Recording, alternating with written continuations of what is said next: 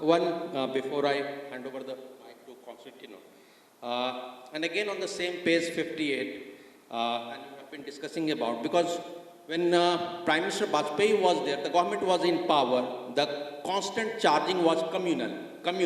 This was the word, secular versus communal divide. This was the common phrase being used by, and now after his death and the new Prime Minister took over from the same family of the BJP, we find he becoming liberal, that you are talking about, and the humanitarian, etc. And here you are quoting him, we should not consider different religions as obstacles, but as symbols of our cultural richness, which represent unity in diversity.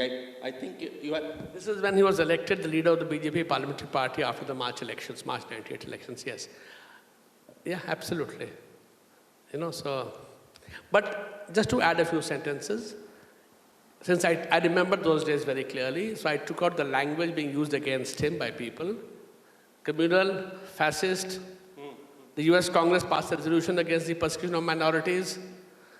Sonia Gandhi at a meeting of the Congress youth wing called him Maut ka Saudagar. So it was not Modi. Vajpayee was called Maut ka Saudagar first by Sonia Gandhi in 1999. So the language used against him then and now is so different that sometimes I wonder, is the same person talking about Vajpayee? Or are they two different people? Politics is politics. I think we have to. Just a curiosity to know, why Jayalalitha withdrew the support? Very obviously, she wanted the DMK government in Tamil Nadu dismissed. Other demands were met largely. She wanted a change of lawyers. They did that. They tried to shift her cases from the special court to the regular court. That got quashed. She wanted control of the finance ministry. The finance ministry is a milch cow. Refused. She said, separate revenue and make it, no, you will have your personal minister revenue, state, but he won't have cabinet rank, he won't have independent charge. So basically it was dismissal of DMK government and control of the revenue wing of the finance ministry. Any personal rapport gap between the two? I don't see too much of these things into it. I mean, the worst of enemies become the best of friends. Who would have thought that Shiv Sena will become a part of an alliance with the Congress in Maharashtra? NCP, yes. Who would have thought that the Congress party, led by the Gandhis, Parivar, would, and Shiv Sena would become, nobody. So I don't get too much into personal. Politics is not the art. It's the art of the possible, not the art of the personal. Shakti ji, something which you said while summarizing the book, and this is a question I think both for you and Tino. Do you think that we are cursed by geopolitics, China and Pakistan? I mean, our precise location on the globe. I mean, this thought often crosses one's mind. I mean, you have China really, I think China, we can say that, we can agree that China has arrived as a world power. I mean, it's there, it's everywhere. The deal with EU is a classic example of where nations have set aside their beliefs, values, norms, and are willing to do business with China. But Pakistan is another, problem. Go back to the 50s when Pakistan was a part of American alliance system, when the U-2 bomber was being flown from Pakistan to check on Soviet Union. At that stage, the Chinese said we'd reach out to Pakistan. 50s, 54 or so. Why? Because China realized, and my last book which came out is called One Mountain, Two Tigers, that one mountain, Asia, can have one tiger, that is China. India should get bogged down with Pakistan, and we'll keep Korea unsettled enough for Japan to be bogged down, and China will rise. So yes, geopolitics is very relevant. The fact, had you economically grown to the size of China today, it would have been different. So geopolitics, the word geo is important, but the word politics is important, and economics is important. If you grow economically to a level where EU genuflects in front of you, it will change geopolitics overnight, So, yes, we face a very, very difficult neighborhood, extremely difficult neighborhood, likely to be difficult for the next generation. But, again, if you read my book, One Mountain, Two Tigers, by 2100, not 2001, okay, 2100, 80 years from now, tell me which is the second most populous country in the world. India is the most populous. Do a mental exercise. United States will be the second most populous country in the world. China will be the third most populous country. China's window is also closing, you know. So, yes, and countries, we can't think in terms of 5 years and 10 years. You'll have to think much longer. Yes, you have a difficult neighborhood, but you're not cursed with it. You can rise above it. I'll leave it at that. Thank you, Pushkar. 2 points I can't resist bringing up. One is, I think Atalji, you quote him as saying, you can't choose your neighbors, but you can choose your friends too. Right? And the word curse, I think, indicates, when you use at least, an inevitability, which I don't think is shared by many policymakers. That he believed in the new beginning, in his Lahore bus trip, for example, that you could shape your neighbors, you could shape your environment, you could find agreements, and there was not an inevitable conflict with these neighbors. So you could not choose your neighbors, but you could make friends with them. You couldn't choose your geography, but you can manage your history. I think something to that extent in your book comes up. The second one on the intelligence failure, by the way, I mean, I cannot resist but reading out the candid words that Shaktiji uses in his book. I mean, extremely candid. Well, I'll come to that, why this book is so precious in its humility, but also in its retrospective analysis of what went wrong. We're so used to reading biographies of retired people that tell us everything went well, and with benefit of hindsight, you know, now we can say this. I mean, constantly the book reminds us of politics as an art, of politics as operating constantly under uncertainty, tensions, constraints, lack of information, pressures, etc. I'll come to that in a second, but on the intelligence failure, we were caught napping. It was a shock to us, again, quoting. The initial estimate was that it would be done, taking the Mujahideen off the hills, in a matter of a few days, or at most in a couple of weeks. Subsequent developments were to show these estimates were completely off the mark. So plenty of criticism, I think, and self-introspection about systemic failures and limitations. And it's not about criticizing, it's also about realizing failures in order to improve them, to your question about systemic failure. Certainly there was systemic failure. In fact, post-99, the whole system is revised through various committees, review committees. Now we have, hopefully we'll have an official war history of the Kargil War, I mean, being prepared. So hopefully all that will improve. But Shaktiji, thank you for being in Goa. This is also your Goa, which you love and have learned to love, and I think Goa has learned to love you too. And in fact, I was reminded of the references to Goa in the book that at some point, there are Goa University students here or there. It would be interesting to also have a little chapter on Vajpayee in Goa, right? Not only those 2 years you were there, which, you know, you have Churchill Amau showing up, Ramakant Kalap, etc. here and there, and the inauguration of the Konkani railways, for example, right, in Panjim and Ratnagiri. But also even after your time, I was checking Vajpayee Goa, sort of doing a quick Google, and I mean, it's April 2002 speech, after the Godhra riots, right? Where he comes to Goa, there's an interesting approach to religion, secularism, harmony. But there is also very interesting stuff about Goa, which is still to be done, a national highway. I think he speaks of the expansion of the national highway, which still is in progress. So it'd be interesting to do a bit of work on that. Thank you for writing so well. I mean, we scholars have a lot to learn from this. This is a book that is, use the word fluid, I think, Pushkar. It is so well written. I mean, it's just, you just flow through it. And of course, it's easier if you speak in your first voice, right? It makes it a bit easier, but still, it's a very easy book to read. And finally, you stick to your guns. I mean, we're full of people that write histories of their time in government, but then go beyond and start extrapolating and writing about everything under the sun. Here we have 350 pages that focus only on 13 months, mostly. You go a bit backwards, you go forwards, but mostly backwards, not forward. But you focus on the time you were there, right? 98 to 99, basically. Less than 2 years, you're looking at that almost week by week. And I think that's precious because it gives us scholars a really good basis on which to sort of study and ask you tough questions, which I shall do now. Because I think you saying you're... After all the jam and the butter, now the tough time comes. Because you're saying you're a fly in the wall, but you're not in the fly in the wall. I think a private secretary that spends 3 hours redacting one paragraph for the Prime Minister to read out the next day in Lok Sabha speaks about you being much more than a fly in the wall. for good and certainly for bad too. I'm sure you actually say you made incorrigible mistakes. You actually say in certain parts that you forgot to invite someone 2 times at least, and you sort of ask for forgiveness almost for those failures too. But let me ask you the first question, which actually is not on foreign policy.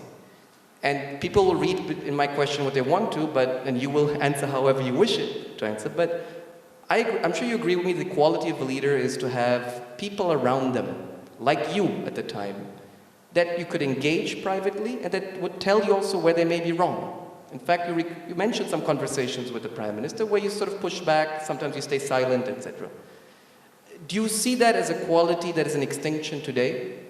That leaders surround themselves of experts, and particularly technocratic experts, that will just say yes and sort of go with the flow? Or was this a specific trait to Prime Minister Vajpayee? You know, one, of course, very generally speaking, is that you should have tremendous amount of self-confidence to have people telling you that you're wrong. One.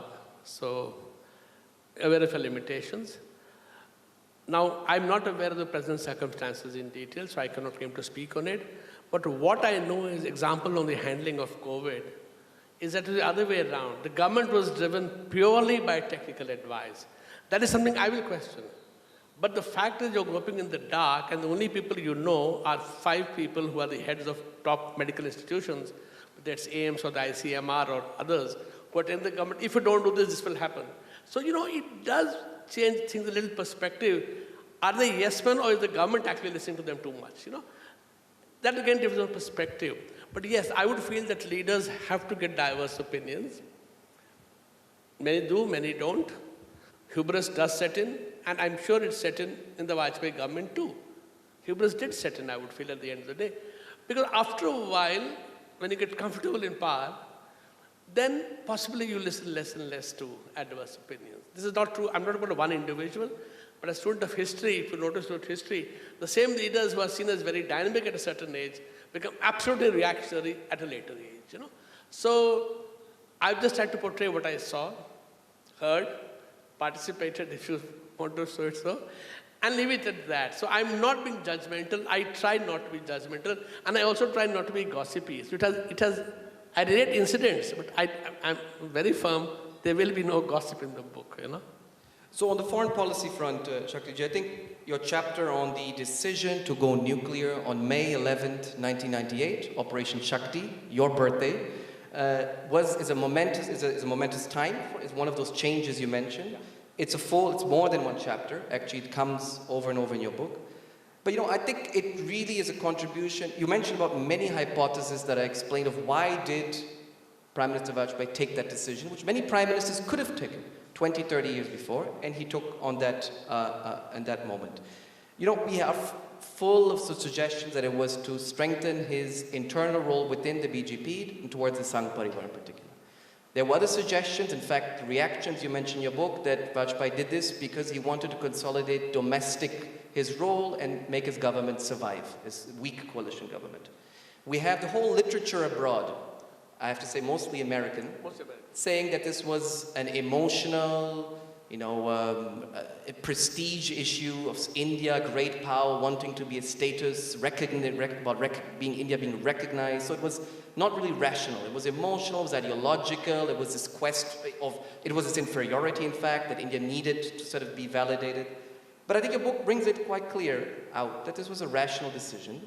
It goes back to the late 70s, even as Vajpayee was an external affairs minister. But my question to you there is, it's a bit of both. I'm sure you agree, and this comes out in your book. If you could tell us a bit more, and it's by the way, it's not only him.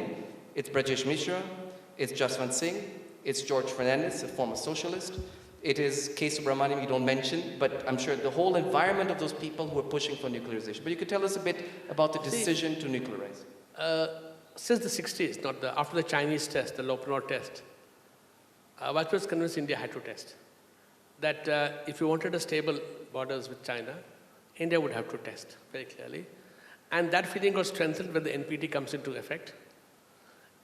Gets stronger when you have a PNE, but don't go further. And then when the China-Pakistan nuclear and missile, people forget the missile part of it. How do you carry your payloads, yeah? You need a delivery system.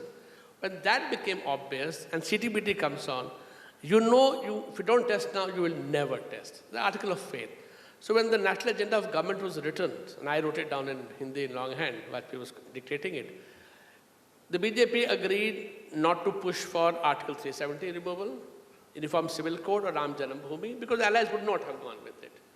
One thing Vajpayee insisted and retained in the national agenda of governance was the nuclear option. He said it there. I mean, he's saying it, he's speaking in parliament saying it, India should test. You believe he won't test. Why would you believe he won't test? He's saying it all along, he will test. So one was important. Second, 74 was a long time ago. Your designs needed validation. A lot of work had been done between 74 and 98 for the designs to be tested. So though weaponization had started with Rajiv Gandhi in 1988, people don't understand that, India had started weaponization, those damn systems were not tested yet. They were all on computers. The limitations to computer simulations, you need to validate that. And the third was definitely, you cannot be a great power if you don't have a nuclear weapons. Nobody will invite you to be a great power. You have to literally bulldoze your way into the closed room. Earn it. Earning it. Bulldoze it, kick the door open, break the door open. What is China doing? It's breaking all doors. Why? I will change the rules to suit me. You know, so India doesn't want that route, but India definitely has to demonstrate to the world, economically, militarily, we are up there now. You know? No, it's very interesting because it really shows you that there's a realist line of thought here. Yeah. A strategic Indian culture, if you want, in some way, that there was thinking behind this. And that comes up in the chapter, I think it's a big contribution. And you know, many people are reading your chapters very carefully already now, looking at reputation and status and prestige, which is there, by the way, too, like you mentioned, but it's one out of three big reasons, basically. And it's not the most important one. You know, it's the third reason. It is not the first or second. It is the third reason. You are facing a geopolitical strategic environment which is adverse to you. How do you counter that? So I have two more questions. Second one is on the 98-99 change. Yeah. Because this is the contextual I would like to, and he's writing, I'm quoting him on page 100 regarding this nuclear explosion in this context. The second, seemingly but contradictory line of thinking behind the tests was his deeply held view that India was destined to be a great power. The third reason, the issue of the historical trajectory. But on the second one, the 98-99 change, I mean, I was surprised to read, and I really, and I do this for business, international relations, but I thought it was a very good reminder, this book, of how tough it was, 96, 97, 98, what a tough position India faced internationally. And after testing, the sanctions, you actually mentioned the American sanctions were not that painful, but the Japanese withdrew, the Australians, the Europeans, everyone, right? The World Bank, the IMF. So the huge constraints. And then you had this sort of Clintonian, Albright approach to engaging China. And I was surprised to see statements, American-Chinese statements, saying, pushing the Chinese to mediate between India and Pakistan, pushing the Chinese to say, you should take care of South Asia. We know why also, but certainly this would be unthinkable today, right? The Americans telling the Chinese, please take care of South Asia, right? And please take care of India and Pakistan. But certainly that surprised me. So you have a very adverse US position in 98, May 98. Fast forward July 99, post-Kargil War, right? Where Clinton is meeting Nawaz Sharif in the White House and is basically telling him, pull your troops away. We know you're up to some business there. Right? And manages, therefore, to build trust with India. Now, my question to you is, within 1 year, you went from one extreme to the other, or at least you paved the way for a good relationship with the US. Did Vajpayee foresee this? Did he play ball by going to Lahore? Did he play ball by saying, we may sign the CTBT? Did he play ball by bluffing, basically, not play ball, bluffing in some ways, by doing all this? Okay, quickly on CTBT. There was a serious thinking. I remember discussions in June in Manali that yes, having tested, let us sign the CTBT. But when they thought through the argument, they realized, no, that argument will not help. It was not bluffing. It was a genuine thought. We will satisfy the world by signing the CTBT. You know? Now, Vajpayee was clear after the Soviet Union ended, the world is changed. China's rise was not a given then. It's a good country, doing very well, we should make up with them, have good relations with them, but the occupation of our territory and they were helping Pakistan. It was contradictory, must work with China. The feeling was that you and America needed to be on the same side. That's it. Very clear. that in the long term, India and America's interest will converge. We share common values and be easier to work with them. Within the American system, which is not there in the book, there was a very strong constituency which wanted India to test and close the chapter. Let's get on with the world, you know. So that helped us. But yes, the pushback from America was horrendous. The languages used, the American-Chinese communique, Clinton's communique, China, terrible about India.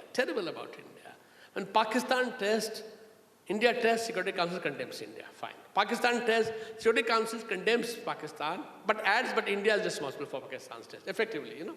So we don't understand.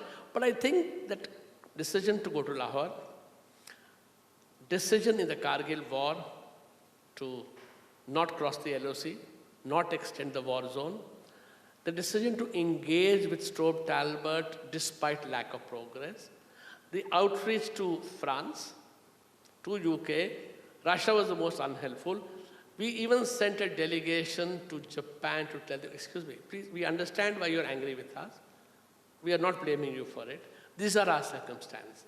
Those Japanese were very gung-ho about China, so they didn't buy the argument, but you did all that. So it was 1 year of solid diplomatic work and solid action outside diplomacy, Kargil, which helped change. Okay, these guys are different. They will not play games. They're not out to bomb anybody else. So, you know, so that changed, fine. And they realized that Pakistan's game was dangerous. That gamemanship could have led to a nuclear war. Well, India restrained it. So, you know, suddenly they realized, yes. Trouble with the American system is it's very binary at times. Mostly, actually, it's very binary. The element of grayness is absent. That is a problem, but yes. And in fact, on July 4, after the declaration with the US... Blair House, not White House. Just to correct it was Blair House. On that declaration, you actually mentioned many of you were disappointed with that statement. But that Vajpayee insisted and said this is pretty good, and in a sense realized that this was what you call a tectonic shift in not only India-US relations, because you built that trust, but also in India's general sort of consolidation as a responsible stakeholder, or a country that could be trusted and was not hyphenated to Pakistan. And that's in many ways a dehyphenation that begins there in July 99. Exactly. And I was disappointed, very upset. I thought it's not good enough. Prabhat Shukla, he was very upset about it, on the diplomatic side. Why were you upset? What did you want more? I felt that it left some leeway to Pakistan, you know, so... But Vajpayee saw clearly, he said, no, we couldn't have got a better document. And Clinton spoke to him that 3 times at least. You know? And Brajesh Mishra agreed with the Prime Minister, yes, this is what we wanted. It effectively puts the pressure on the Pakistan, they have to get out now. And within 3 weeks, 17 days, they were out, in fact. You know? So the ability to understand language and see the unwritten is also very important, which obviously I lacked and he had, you know. Last issue, Pushkar, on economics, I think, because that is also one of the reasons why the world was engaging India, right? It's not only about the nuclear weapons, about India being responsible with Pakistan, or at least not crossing the LOC. This was an opening market, 9 years into some feeble reforms, slowly, right, that had huge potential. So my question here on the economics, which actually is not so much coming out in your book, I find, actually. You don't go too much into it. You mentioned the privatization of PSUs, which is stalled. You mentioned the insurance, reform of the insurance market. Which got delayed, unfortunately. Delayed. You mentioned, but at the other hand, you say the telecom and highway reforms, issues that we think today are normal, were seen as pro-rich, including within the BJP. So my question to you is, within the BJP, you actually you suggest there are tensions on economic reforms. We don't open it. People confuse the BJP with what was the Swatantra Party. BJP was a party which had very strong links with the Indian mercantile community, right?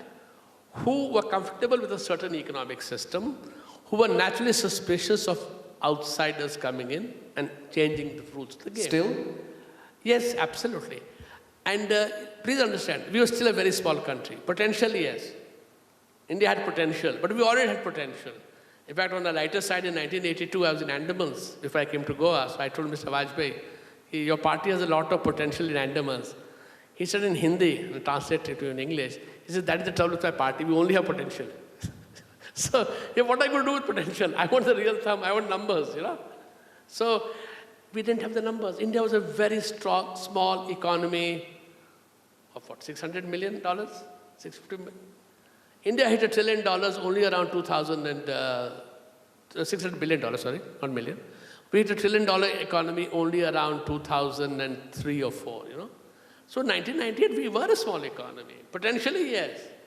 So he was reluctant about opening up the economy in that sense also. So there was a very strong sense from the Indian industrial community, the so-called Bombay Club, and from the small traders who felt that you're changing the rules. He said, we didn't allow us to grow for 50 years under license permit Raj. And suddenly now you're allowing everybody to come in and not allowing it the chance. So that tension must be understood. That it is a genuine, you would think it's bad. You would think they're antediluvian, but they're real, it is there. You must engage with them, Yes, my book is short in economics because one, not too much happened. Two, my contact was 65,000 words. This book is 1,15,000 words. I didn't know Penguin would tolerate both. Apparently they did. They told me, "Nahi, aap aur likh sakte the," but I was exhausted.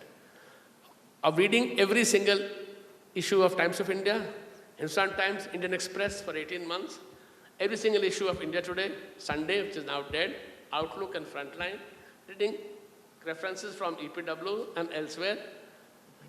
I think I didn't have the energy for not being good academicians and I'm surrounded by them. I think this is the end of my,